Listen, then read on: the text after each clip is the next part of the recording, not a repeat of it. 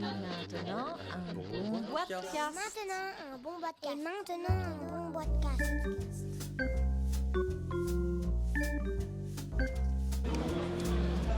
Et bonjour à toutes et tous, nous sommes en compagnie à Ludinor. Bonjour tout le monde. Bonjour Florent Toscano qui est en direct de Ludinor. Bonjour Florent. Bonjour. Alors Ludinor vient de démarrer, enfin plus ou moins, puisqu'on est genre milieu d'après-midi, et tu viens de me montrer deux des prochains jeux qui vont sortir. Il y avait donc le bois de Quatsu et Pollen, mais Pollen est déjà sorti, parce que ce n'est pas un prototype. Donc Pollen, je vais le montrer là. Raconte-nous un petit peu ce que c'est. Oh, il est beau, drôlement, il est joli, il est joli. C'est un beau Pollen. Hein. Ah, jolie couverture. Hein. Beau travail ça. Merci, je fais mon petit possible pour éditer des jeux de qualité et produits d'une manière équitable. Puisque c'est en fait ton leitmotiv, en fait, c'est de faire des jeux évidemment qui te plaisent, etc. Tu es une société d'édition, c'est la société des jeux au plat. Mais un de tes leitmotifs, c'est justement d'arriver à faire des jeux qui sont produits en France avec des matériaux recyclables, écologiques, etc. C'est toujours le cas. C'est ça, c'est toujours le cas. Donc on parle de Pollen, Pollen qui est un jeu de Alexandre Droit. Qui a déjà fait pas mal de choses. Qui a fait pas mal de choses. Ses premiers jeux c'était Footrack puis Visual Panic chez Cocktail Games. Puis après il y a eu Gloobs chez Gigamic. Et puis chez Blue Orange, là il y a Rings Up qui est sorti en même temps que Pollen à peu près. Là on est vraiment dans d'autres choses, puisque Rings Up c'est un jeu avec des anneaux en plastique autour des doigts. Là par contre on va polliniser des fleurs. C'est ça, on va butiner des fleurs en tout cas. Ouais. C'est déjà un bon début. Le but du jeu c'est quoi ? Et ben en fait c'est un jeu pour 2 joueurs en face à face. Ça va être un petit jeu de tactique et tactique, déduction, bluff, un peu calculatoire. Et un jeu de majorité. D'accord. Donc 2 joueurs face à face, on a 5 fleurs à convoiter, on va avoir chacun une espèce d'abeille. Et il y a différentes actions possibles pour qu'on envoie nos abeilles de part et d'autre des fleurs. Et donc ce que je disais, un jeu de majorité, il faut être le plus nombreux sur une fleur pour pouvoir l'emporter. Et donc ça se joue en 2 manches et c'est un jeu de cartes qui se joue donc à 2. C'est assez simple puisque en fait c'est assez visuel. Comme tu dis, il y a du bluff et on fait un décompte de points à la fin de la partie. Qu'est-ce qui t'a fait choisir ce jeu-là ? Parce que ça va aussi dans la ligne de Migrato ou de Pom Pom, c'est ça ? En fait c'est Alexandre Droit, l'auteur, qui me l'a présenté. Donc c'était pas du tout des abeilles à l'époque, c'était des fourmis et des termites. Et c'est plus la mécanique en fait qui pensait vraiment qu'elle rentrait bien dans cette gamme-là, du petit jeu tactique assez soft. Et en effet c'est vrai que le jeu m'avait beaucoup plu. Voilà. Donc c'est comme ça qu'on l'a un peu retravaillé, mais pas beaucoup même, parce que son jeu était déjà très bon. Ouais. Et après on a retravaillé le thème différemment avec des écologues et des chercheurs, des naturalistes sur les abeilles sauvages. Pour que le jeu soit cohérent en fait. Voilà. Mais justement, qu'est-ce qu'il y a eu ? Quelles sont les difficultés ou qu'est-ce qu'il y a eu ? Parce que là, en plus, il y a 2 races d'abeilles, c'est ça qui sont utilisées dans le jeu ? 2 espèces, pardon. Ouais. On ne parle pas de race. Il y a 2 espèces d'abeilles, il y a 5 espèces de fleurs, il y a même 3 espèces d'abeilles, avec le xylocope en plus, qui est la carte déplacement. Ah, donc oui, c'est des spécialistes des abeilles qui ont choisi les 2 espèces, puisqu'il fallait trouver des espèces qui butinent en même temps ces 5 espèces de fleurs-là. Pendant le même laps de temps, etc. Donc que tout soit cohérent vraiment pour que ça colle à la réalité. Même si quand on joue finalement, la plupart des gens se foutent que les osmies et les bourdons butinent ces fleurs-là à ce moment-là de l'année. Mais nous on aime bien que tout soit juste. C'est ce que tu avais déjà fait avec Migrato. Les oiseaux par exemple qui migraient la nuit, ce sont des vrais oiseaux qui migrent la nuit. Exactement. C'est chouette d'avoir cette logique de recherche scientifique. C'est pas un jeu pour le jeu, c'est aussi il y a un contenu scientifique. Le livret qui accompagne le jeu est cette fois encore plus riche que les autres fois. Il y a vraiment plein d'infos sur les abeilles, donc on a fait pareil avec les naturalistes et ça c'est plutôt chouette en fait. Ça veut dire aussi. Et c'est un vrai jeu, oui. C'est même avant tout un jeu. Oui, c'est ça. Le but, c'est pas de faire de l'évangélisation naturaliste. C'est d'abord de faire un jeu et d'en faire un objet à travers lequel on apprend des choses. Ça veut dire qu'au niveau des choix d'évolution de la maison jeu au plat, c'est aussi de s'insérer dans des musées, de s'insérer dans des endroits où finalement on ne trouverait pas des jeux d'une manière normale. Oui, ça on aime beaucoup, en effet. Enfin, des musées, surtout des musées d'histoire naturelle ou ce genre de choses. Et les jeux marchent plutôt bien dans ces endroits-là. Enfin, la gamme en tout cas, Pollen, Migrato, Il était une forêt, Pom Pom. Ouais. Justement, Il était une forêt, c'était un jeu qui est sorti, je l'ai vu quelque part, il est il est en dessous du pied de l'appareil. Il était une forêt, c'est un jeu qui est sorti justement en même temps que la sortie d'un documentaire qui s'appelait Il était une forêt. Comment s'est passée la synergie entre les deux ? Eh ben bien. Ça c'est fait. Ça veut dire que le jeu a été présenté en même temps que la sortie du documentaire. Enfin voilà, il y a eu vraiment un marketing des deux en parallèle. Ouais, en fait, donc le film au cinéma a été sorti le 13 novembre 2013 et le jeu est sorti un mois avant. Juste un mois avant. Et le jeu est sorti le même jour que les livres. Cet Actes Sud avait sorti 5 livres sur le film. Et on s'est synchronisé avec Actes Sud pour sortir le jeu et les livres en même temps. Et puis on avait fait une com croisée en fait. Dans le jeu, il y a une com pour les bouquins. Dans le bouquin, sur le bandeau autour, il y a une com pour suivre l'aventure. Il y a le jeu. Donc voilà. Et ça a fonctionné. C'est quelque chose qui a permis de vendre avec beaucoup plus de volume. Le jeu, il était une forêt ou c'est difficile à mesurer? Bah, ça, on peut pas le savoir en fait. Dans tous les cas, ça fait pas de mal. Non. Ça donne de la visibilité forcément au jeu. Ça fait parler du projet Il était une forêt dans son ensemble, parce que c'était un projet de cinéma. Et puis voilà. Mais oui, non, ça, je sais pas du tout.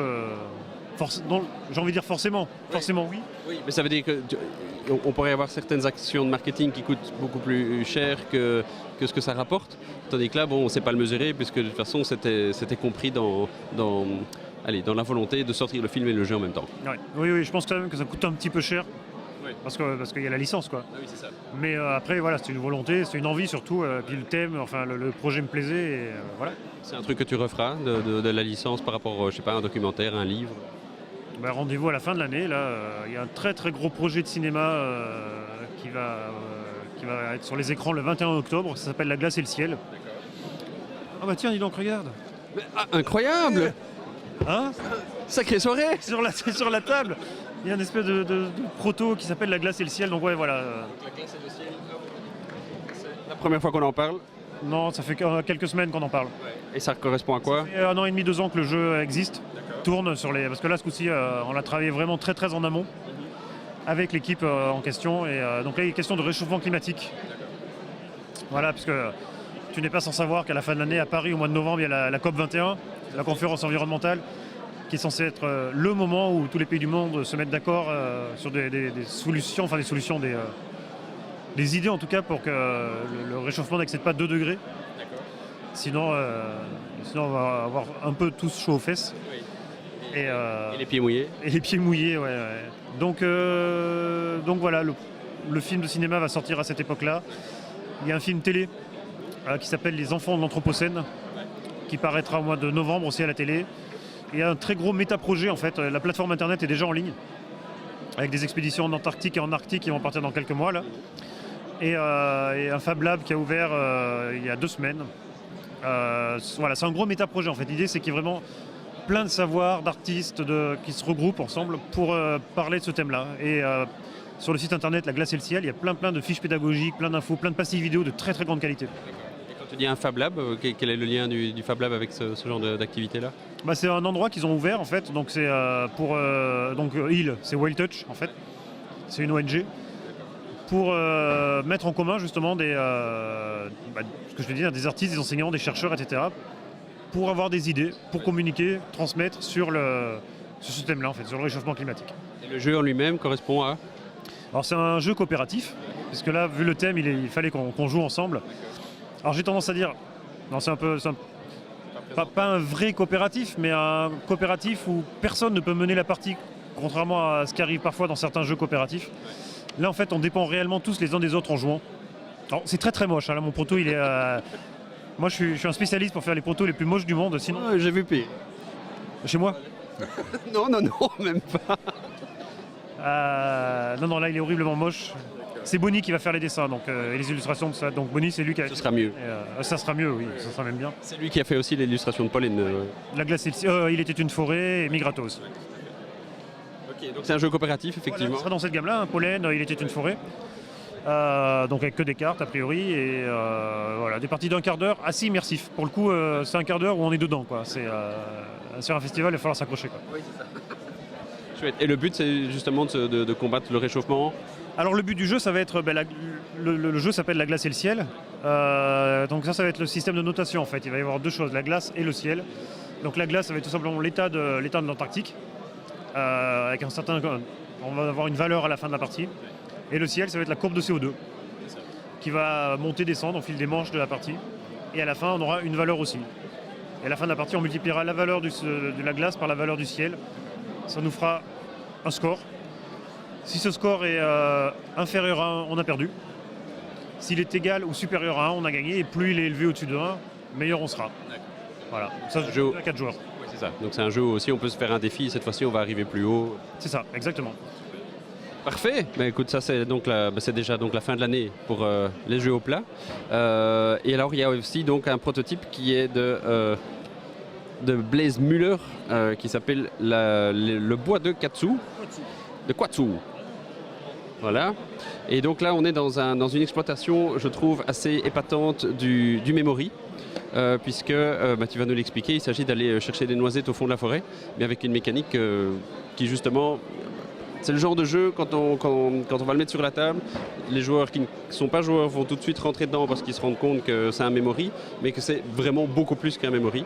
Et je te laisse donc m'expliquer tout ça. Ouais, en fait, c'est pas du tout un memory d'ailleurs, parce que c'est vrai que moi, je suis vraiment allergique aux jeux de mémoire. Ouais. Enfin, allergique. Il faut vraiment qu'ils aient un truc particulier pour m'accrocher. Et là, quand Blaise nous avait présenté son jeu, qui s'appelait Des écureuils en hiver à l'époque, ce jour-là, on a tous craqué. Déjà, on s'est sentis tous débiles. Et ça nous a un peu emmerdé. Ce qui nous a rassuré, c'est qu'on s'est tous sentis débiles. Et donc ouais, c'est un jeu qui est vraiment bluffant en fait, parce qu'il est d'une simplicité absolue. Comme tu dis, hein, tu le mets sur la table, en 30 secondes tu comprends le truc. Et surtout, voilà, quoi, c'est un jeu de mémoire avec 9 cartes au final sur lesquelles on joue réellement. Et il est illustré par Jonathan Munoz. Qui a fait Alors, c'est son premier jeu, parce que c'est un dessinateur de BD en fait, c'est un auteur de BD. Il a 2 BD pour l'instant, c'est un jeune auteur qui s'appelle le bois de... Oh, le bois de Katsu. Ah, non. De Quatsu. Un léger bruit dans le moteur et Les Dormants, ces 2 premières BD, voilà. Et on avait craqué sur ses illustrations, on a trouvé ça qu'il avait un dessin super génial, donc voilà. Effectivement, là on a un écureuil. C'est Jean-Xavier. C'est Jean-Xavier, celui-là c'est Jean-Xavier. Et alors il y avait Régis. Il y avait ça c'est Régis. Non, ça c'est pas. Régis, ouais. C'est Régis. Voilà. Donc celui-là il s'appelle Régis. Vraiment très bien. Et alors il y a une fille aussi. Il y a 2 filles. La parité. Et elle s'appelle comment la fille? Ah ouais, ça c'est Madeleine. Et la deuxième c'est Marie-Laurette. Et voilà. Et donc c'est un jeu A4 qui déjà à 2 est horrible, puisqu'en fait effectivement on va se retrouver avec 9 cartes. Et sur ces cartes, il y a des illustrations. Vas-y, je te laisse continuer. Ouais, voilà. Donc on a 9 cartes avec 3, donc recto verso. Avec 3 formes différentes, donc des feuilles, des cailloux et des champignons, qui sont de 3 couleurs différentes, jaune, rouge ou bleu. Et donc on les met 3 par 3. Partout autour, on a des cartes noisettes qui ressemblent à ça. Il y a des cartes avec une noisette et des cartes avec 2 noisettes. Et donc on va avoir notre quatsu qu'on va mettre en face d'une ligne. Et quand on va jouer, soit on va jouer d'un côté avec les couleurs ou de l'autre côté avec les formes. Et selon qu'on est avec les couleurs ou avec les formes, on va faire notre ligne et il va falloir trouver. Donc on va annoncer une forme ou une couleur. Par exemple le bleu. Je vais retourner la première carte et si elle est bien bleue, cool, je peux passer à la deuxième. Je vais dire rouge. Si elle est bien rouge, je peux passer à la troisième. Et si je trouve, je gagne les noisettes. Par contre, dès que je fais une erreur, mon tour est terminé, ça passe au jour suivant. Voilà. Et là où il y a une mécanique très sympathique, c'est justement où il y a ce côté memory, on va dire, même si je suis d'accord que c'est pas vraiment un jeu de memory, c'est qu'on voit les autres joueurs jouer, ils ont retourné les cartes, donc nous aussi on peut se souvenir de ce qu'il y avait en dessous. Et donc quand c'est notre tour, on va essayer de se souvenir, mais là effectivement on se sent tous débiles et je pense que plus on est âgé, plus je pense que les enfants vont s'en sortir nettement mieux que nous. On essaie de justement retrouver son chemin en voyant ce que les autres ont fait et c'est ça qui est fort. Ouais, et puis il y a un petit truc aussi, c'est quand on a gagné des noisettes, en fait il se passe des choses. Donc celui qui a trouvé des noisettes, il a le droit de se déplacer d'une case à gauche ou d'une case à droite pour changer de cible. Et tous les autres joueurs doivent se retourner sur eux-mêmes. Donc ce qui fait que s'ils jouent avant avec les couleurs, ils passent en forme. S'ils jouent avec les formes, ils passent avec les couleurs. Et là, c'est le drame. Là, c'est le drame, ouais. C'est super ça. Et ça, donc c'est prévu pour quand? Fin mai. Fin mai si tout va bien, mais tout va aller bien. Donc. Oui, hein, parce que là, les dessins sont bien, la boîte ressemble à quelque chose, il n'y a plus qu'à lancer la machine. C'est ça, exactement. Super Florent, donc ça veut dire que on a déjà ton actu jusqu'à la fin de l'année, puisque la glace et le ciel, c'est déjà ça. Il y a déjà d'autres choses qui arrivent après? Bien sûr. Évidemment, mon beau monsieur. Attends. Non, l'année prochaine, il y a la suite. Donc il y a Hop la bille, il y a Hop la puce qui est sorti en novembre là. Et l'année prochaine sortira... Pardon. Je peux cracher dedans? Oui, avec plaisir. L'année prochaine, il y aura Hop le jeton. Et c'est quelle est la différence entre une puce et un jeton? Alors là, on va changer un peu d'atmosphère. Alors on va quitter la cour de récré, puis on va aller dans la fête foraine.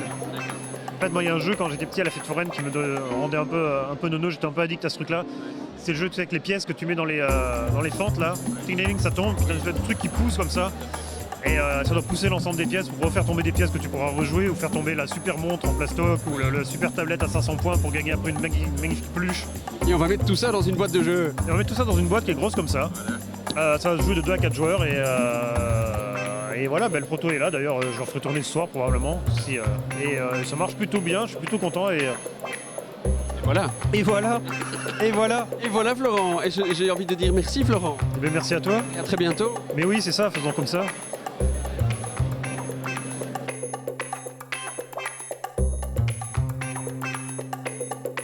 Vous avez aimé ce podcast, alors appuyez sur la touche Trop cool. Vous n'avez pas aimé ce podcast, alors continuez. Sur boitcast.net, vous en trouverez d'autres. Vous verrez, à l'usure, vous y arriverez.